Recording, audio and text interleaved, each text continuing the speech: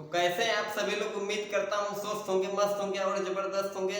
तो आज की इस वीडियो में हम पढ़ेंगे भौतिक विज्ञान के बहुत ही शानदार टॉपिक प्रतिबिंब। ठीक, तो हम जानेंगे कि प्रतिबिंब क्या होता है, इसकी परिभाषा क्या होती है। उसके बाद हम जानेंगे कि प्रतिबिंब के कितने प्रकार होते हैं। तो प्रतिबिंब के मुख्यतः दो प्रकार होते हैं, एक होता है वास्तविक प्रतिबिंब और दूसरा होता है आभासी प्रतिबिंब। ठीक, अब हम इसको कैसे परिभाषा के माध्यम से समझेंगे। तो हम पहले परिभाषा लिख दिए हैं, तो इसको समझने में वीडियो को लास्ट तक जुड़े रहें। तो देखिए दिया है कि प्रकाशिकी ऑप्टिक। ठीक, तो इसके अंतर्गत जो ये प्रतिबिंब आता है उसको हम देखेंगे। तो ये जो प्रतिबिंब है, प्रकाश के परावर्तन या अपवर्तन के पश्चात दो या दो से अधिक प्रकाश किरणें किसी बिंदु पर मिलती हैं या मिलती हुई प्रतीत होती हैं, तो वह बिंदु वस्तु का प्रतिबिंब कहलाता है।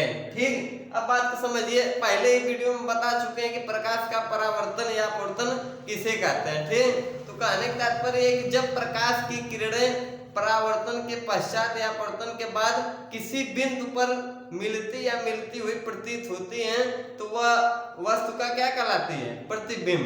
ठीक, तो या उम्मीद करता हूं आप लोग समझ गए होंगे प्रतिबिंब किसे कहते हैं। तो अब हम बात करेंगे कि प्रतिबिंब कितने प्रकार के होते हैं। ठीक, प्रतिबिंब की बात करें तो प्रतिबिंब होता है दो प्रकार के आपके होते हैं।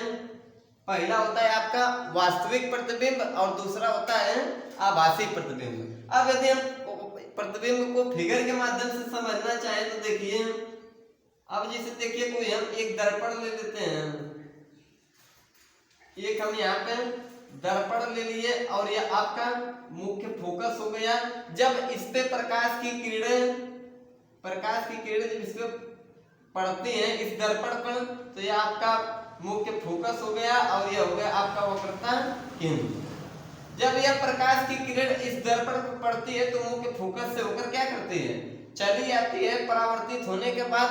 अब ठीक जब यही यहाँ से किरण और वक्रता केंद्र से होकर जाती है तो क्या होता है, पुनः टकराकर उसी माध्यम में वापस लौट जाती है और ये जो जिस बिंदु पर मिल रही है यही बिंदु क्या है, इस वस्तु का प्रतिबिंब। ठीक, तो हम जानेंगे कि ये प्रतिबिंब क्या है, परावर्तन के बाद जिस बिंदु पर मिलती है या मिलती हुई प्रतीत होती है उसे हम क्या कहते हैं, प्रकाश किरणों को, उस वस्तु का प्रतिबिंब। अब यदि प्रतिबिंब के प्रकार की बात करें तो देखिए वास्तविक प्रतिबिंब परावर्तन या अपवर्तन के बाद दो या दो से अधिक प्रकाश किरणें वास्तव में किसी बिंदु पर मिलती है। ठीक, तो उसे हम क्या कहेंगे, वास्तविक प्रतिबिंब। अब देखिए जो ये आपका वास्तविक प्रतिबिंब है, यह वास्तव में परावर्तन या अपवर्तन के बाद किसी बिंदु पर मिलती है। ठीक, मिलती प्रतीत नहीं होती, मिलती है, उसे हम क्या कहते हैं।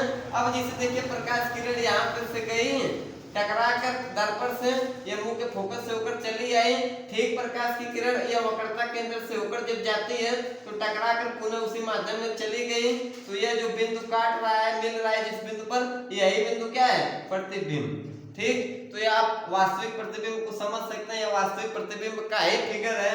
अब यदि हम आभासी प्रतिबिंब की बात करें तो देखिए दिया है कि आभासी प्रतिबिंब परावर्तन या अपवर्तन के बाद दो या दो से अधिक प्रकाश किरणें वास्तव में किसी बिंदु पर नहीं मिलती हैं। अब देखिए यहाँ पे दिया है कि नहीं मिलती हैं। जब नहीं मिलती हैं तो आभासी प्रतिबिंब कहलाता है।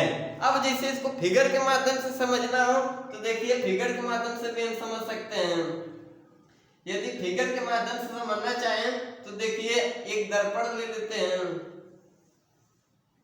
एक हम देखिए दर्पण ले रहे हैं और यह आपका मुख्य फोकस हो गया। जब इस पे प्रकाश की किरण इधर से देखिए प्रकाश की किरण इस पे पड़ती है तो परावर्तित होकर इधर चली जाती है और ठीक जब इधर से प्रकाश की किरण चलती है तो टकराकर इधर चली जाती है। ठीक, अब देखिए प्रकाश किसी बिंदु पर क्या है, मिलता हुआ नहीं प्रतीत हो रहा है, यह इधर टकराकर चली गई और यह क्या है, इधर टकराकर चली गई। अब देखिए यदि हम कल्पना करें तो इसे इस तरीके से यदि जा रही हो और ये इधर से जा रही हो तो यह मिलती हुई प्रतीत हो सकती है। इसको तो इधर जाना चाहिए लेकिन टकरा कर क्या है, दिशा चेंज कर जा रही है, परावर्तित हो जा रही है। तो ऐसे प्रतिबिंब को हम क्या कहेंगे, आभासी प्रतिबिंब। तो उम्मीद करता हूँ आपको वीडियो जरूर पसंद आया होगा। यदि पसंद आता है तो लाइक कमेंट जरूर कर दें।